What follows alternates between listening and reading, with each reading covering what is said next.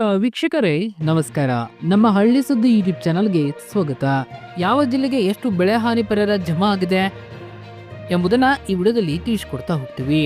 ಮುಂಗಾರು ಹಂಗಾಮಿನಲ್ಲಿ ಸರ್ಕಾರದಿಂದ ರೈತರಿಗೆ ಬಿಡುಗಡೆಯಾದ ಪರಿಹಾರವೆಷ್ಟು? ಕಂದಾಯ ಸಚಿವರು ಮಹತ್ವದ ಅಪ್ಡೇಟ್ ಒಂದನ್ನ ತಿಳಿಸಿದ್ದಾರೆ. ಹೌದು, ಮುಂಗಾರಿನಲ್ಲಿ ಕಲಬುರಗಿ ಜಿಲ್ಲೆಯ ರೈತರಿಗೆ ಬಿಡುಗಡೆಯಾದ ಪರಿಹಾರದ ಹಣದ ಬಗ್ಗೆ ಕಂದಾಯ ಸಚಿವ ಕೃಷ್ಣ ಬೈರೇಗೌಡ ಅವರು ಮಾಹಿತಿಯನ್ನ ಹಂಚಿಕೊಂಡಿದ್ದಾರೆ. ಹೌದು, ಮುಂಗಾರು ಹಂಗಾಮಿನಲ್ಲಿ 14.21 ಲಕ್ಷ ರೈತರಿಗೆ 2,249 ಕೋಟಿ ಪರಿಹಾರ ಜಮೆ ಮಾಡಲಾಗಿದೆ. ವಿಧಾನ ಪರಿಷತ್ನ ಶೂನ್ಯ ವೇಳೆ ಕೇಳಲಾದ ಪ್ರಶ್ನೆಗೆ ಸಚಿವ ಕೃಷ್ಣ ಬೈರೇಗೌಡ ಅವರು ಉತ್ತರಿಸಿದರು. ಅಲ್ಪ ಪ್ರಮಾಣದ ಮನೆ ಹಾನಿಗೆ ಇದುವರೆಗೆ 5.79 ಕೋಟಿ ನೀಡಲಾಗಿದೆ ಎಂದು ಸಚಿವರು ಮಾಹಿತಿಯನ್ನ ನೀಡಿದ್ದಾರೆ.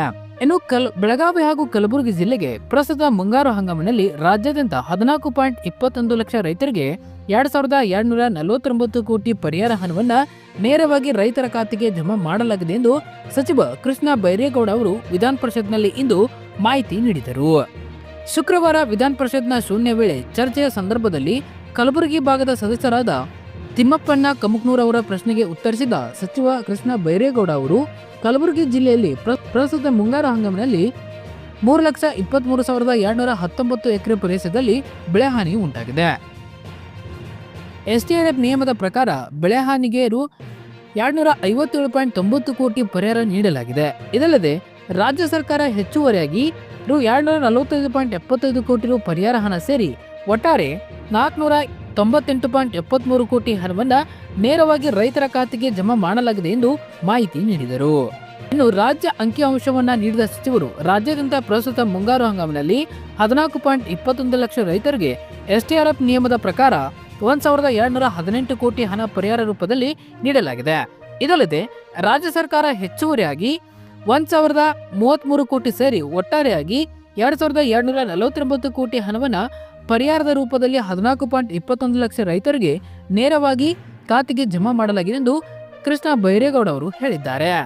ಇದರ ಜೊತೆಗೆ ಜಾನುವಾರುಗಳ ಹಾನಿಗೆ 1.89 ಕೋಟಿ ಬಿಡುಗಡೆ ಮಾಡಲಾಗಿದೆ.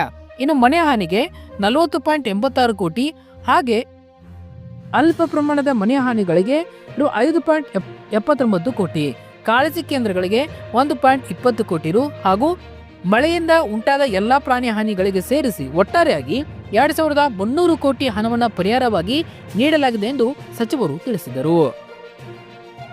ರಾಜ್ಯಾದ್ಯಂತ ಕೇವಲ 3ರಷ್ಟು ರೈತರಿಗೆ ಪರಿಹಾರ ಹಣ ಪಾವತಿಯಾಗಿಲ್ಲ ಎಂಬುದು ನಿಜ.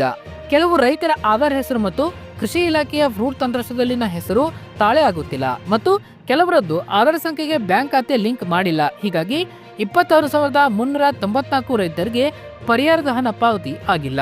ಇದಲ್ಲದೆ ಸರ್ಕಾರದವರು NPCI ಸೀಡಿಂಗ್ ಮಾಡಿದ್ದಾರೆ. ಹೀಗಾಗಿ 8,000 ರೈತರಿಗೆ ಹಣ ಪಾವತಿಯಾಗಿಲ್ಲ. ಈ ಎಲ್ಲಾ ಕಾರಣದಿಂದ ಒಟ್ಟಾರೆ 14,21,000 ರೈತರ ಪೈಕಿ 44,208 ರೈತರದ್ದು ಬಾಕಿ ಇದೆ. ಸರ್ಕಾರ ಈಗಾಗಲೇ ಹಣ ಪಾವತಿ ಮಾಡಿ ಆಗಿದ್ದು, ರೈತರು ಈ ಸಣ್ಣ ಪುಟ್ಟ ಸಮಸ್ಯೆಗಳು ಬಗೆಹರಿದ ಕೂಡಲೇ ರೈತರ ಖಾತೆಗೆ ನೇರವಾಗಿ ಹಣ ಜಮಾ ಮಾಡಲಾಗುವುದೆಂದು ಸಚಿವರು ಹೇಳಿದ್ದಾರೆ.